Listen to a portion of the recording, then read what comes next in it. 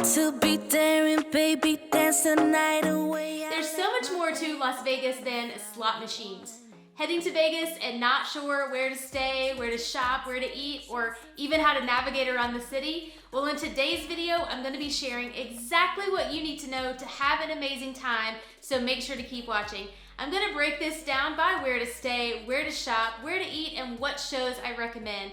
Additionally, at the end, I'm going to tell you my #1 tip for surviving Las Vegas, so make sure to stay with me until the end. You can do better, I dare you to be wilder. I don't fit into your box, beauty queens without no flaws. You can do better, I dare you to be wilder. I want to be silly, baby, dance the night away. I'll kick my shoes off if I want. Let yourself be free and maybe you will find that there is more to life than being pretty. Honey, let's just face it. Now, diving right into where to stay, I could not recommend the M Resort more. Now, the M Resort is not right on the Las Vegas Strip, so if you're looking for something that is a little bit more relaxing, a little bit more quiet and peaceful, this is the resort and the place for you to stay. We went there because of a conference that was being held, but honestly, I would choose that again for myself, just so that again I have that time to unwind and kind of be detached a little from this strip. Now, the wonderful thing about this resort also is it has some wonderful amenities. It has a spa, it has a beautiful pool, and it also has a casino with mini resorts on the site.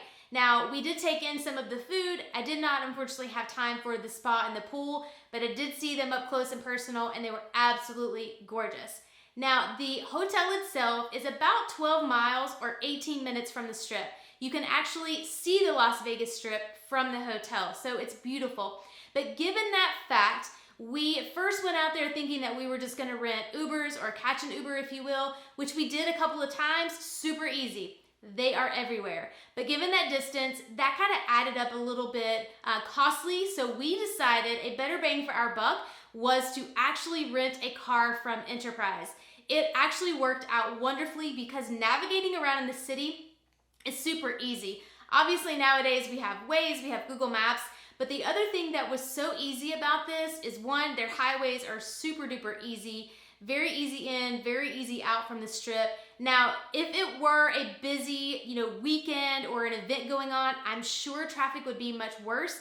But honestly, it was a breeze for us. We did not get stuck in traffic, not once. And we were out multiple times during the day, from evening, morning, midday. And honestly, what I would say that's so easy about this also is that so many of the other hotels and the resorts and the shopping areas have their own personal garages, and it's so easy to basically hop from one to the other with having your own vehicle and just pulling right into the parking garage. So Uber is a great way if you don't want to worry, but Enterprise, renting a car is also another great thing to keep in mind for traveling around the city.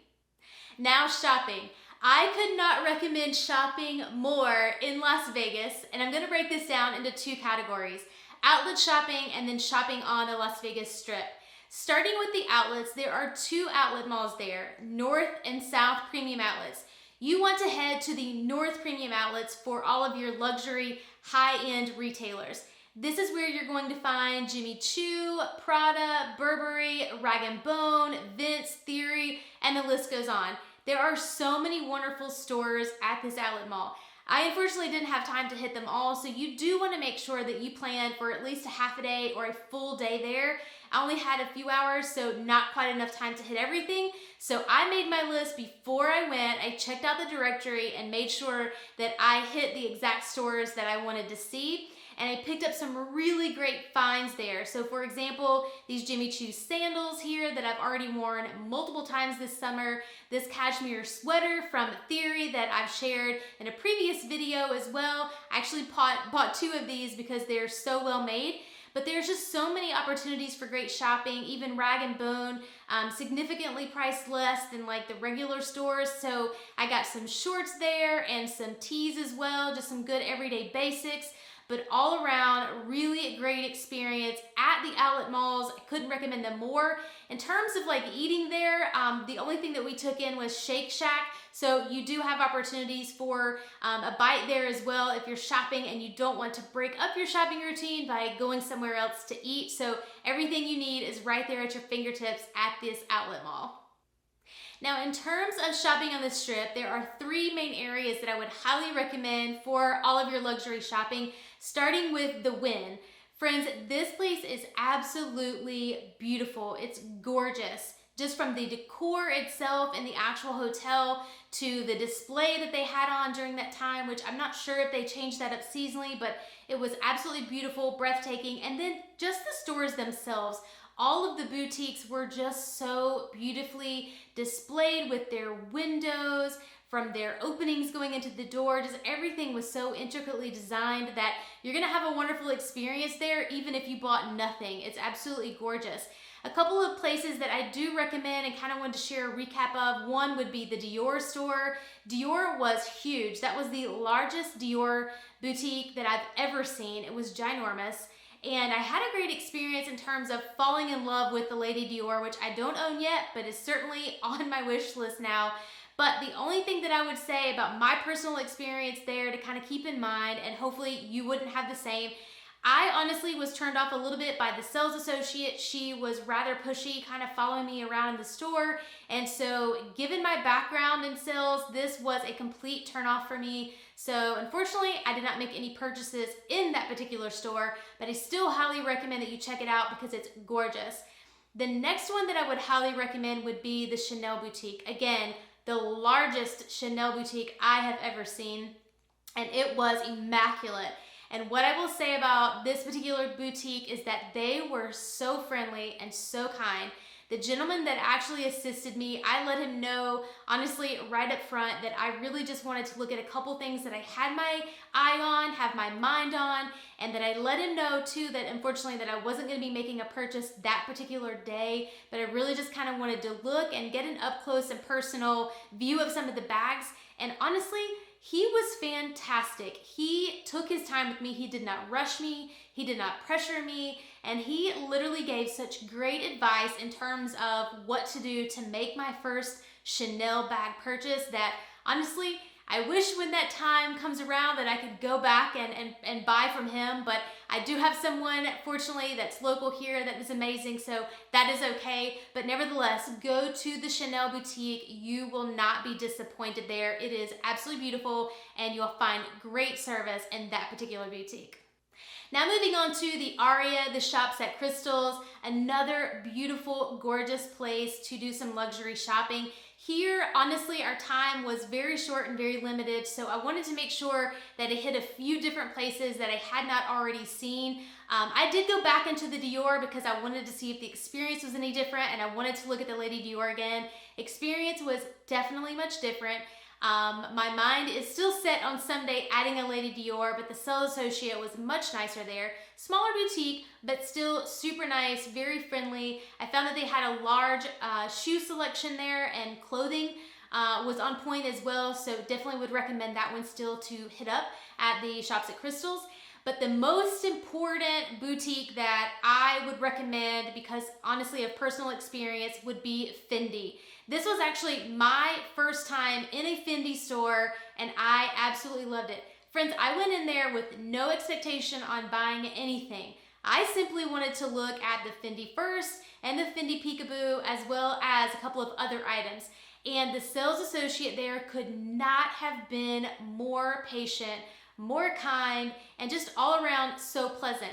Again, had no expectations of purchasing, but I spent about an hour in that store. And because she let me touch everything, try everything that I wanted to, and just all around kind of play with anything that I wanted to get my hands on, I ultimately fell in love and made my first purchase, which was the Fendi First. Now, maybe you've seen one of my prior videos on the Fendi First. If not, make sure to check that one out next. It was very fitting that that was my first purchase for Fendi, but again, couldn't recommend the boutique and just the shopping experience there more. Highly recommend that one. Even if you're not, looking for Fendi yourself, I would definitely go in there just because it's also a very large boutique, has a lot of offerings, so you're able to really kind of see everything that Fendi has to offer.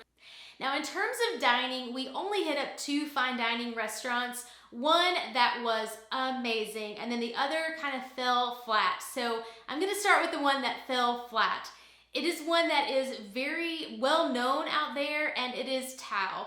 If you love Asian food like I do, it would be a great idea, right? And maybe we just hit it on an off night. But friends, I will tell you that the decor on the inside was gorgeous, and I love just the setting of it. However, it was more like a high-end nightclub. The music was so loud that my husband and I could not hear each other as we're trying to carry on a conversation. And it's just the 2 of us sitting across from each other at a very small table. So for that alone, I honestly did not enjoy it and wouldn't recommend it for that experience there. And then the other thing in terms of the food, the appetizer was delicious. It was on point. But then when our main courses came out, they literally were not very good. They didn't taste that good. And honestly, if you're familiar with P.F. Chang's is much better than Tao. So I just honestly, it's beautiful going in, loved that.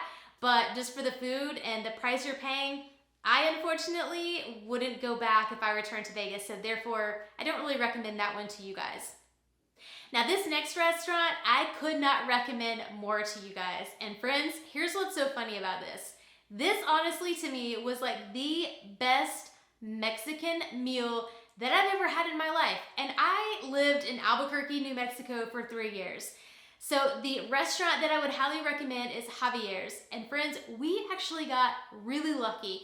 One, we were starving. This actually came at the tail end of shopping in the Shops at Crystal's, the Fendi store, and making that purchase, and we were just famished. And so I asked the sales associate, like, hey, what do you recommend? She asked us, like, what are you in the mood for? What do you have in mind? And we were like, hey, we would actually love some Mexican. She was like, oh, awesome.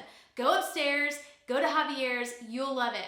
We got up there and whoops, you need a reservation like you do for everything in Vegas. So I don't know why I didn't think of that. And unfortunately, they were booked. There was no way that we were getting a table for the normal seating area. However, like I said, we got lucky on multiple levels here. They have these really kind of low level, kind of small top area that is in the bar area, if you will, but they're like low level tables.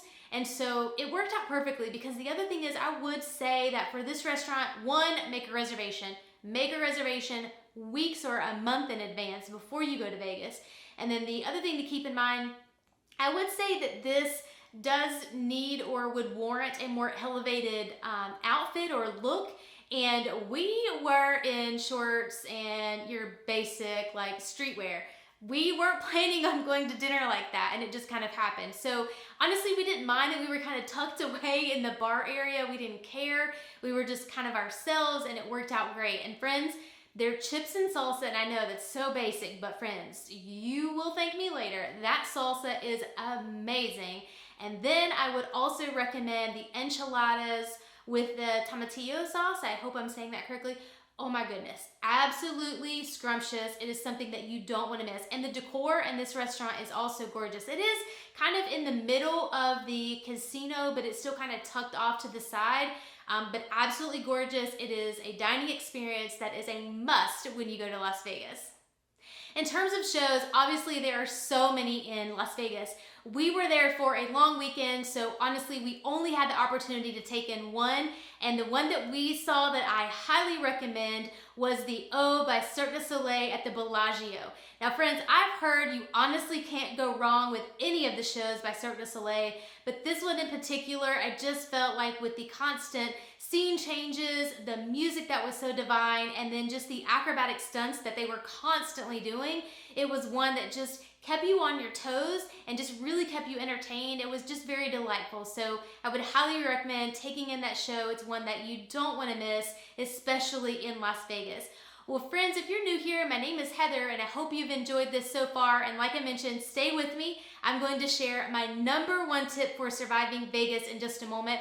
But if you are new, I really love sharing with you all what is worth the investment. So if you too have a love for Luxe, I hope you'll consider subscribing. And if you've enjoyed this video so far, please also make sure to hit that like button for me.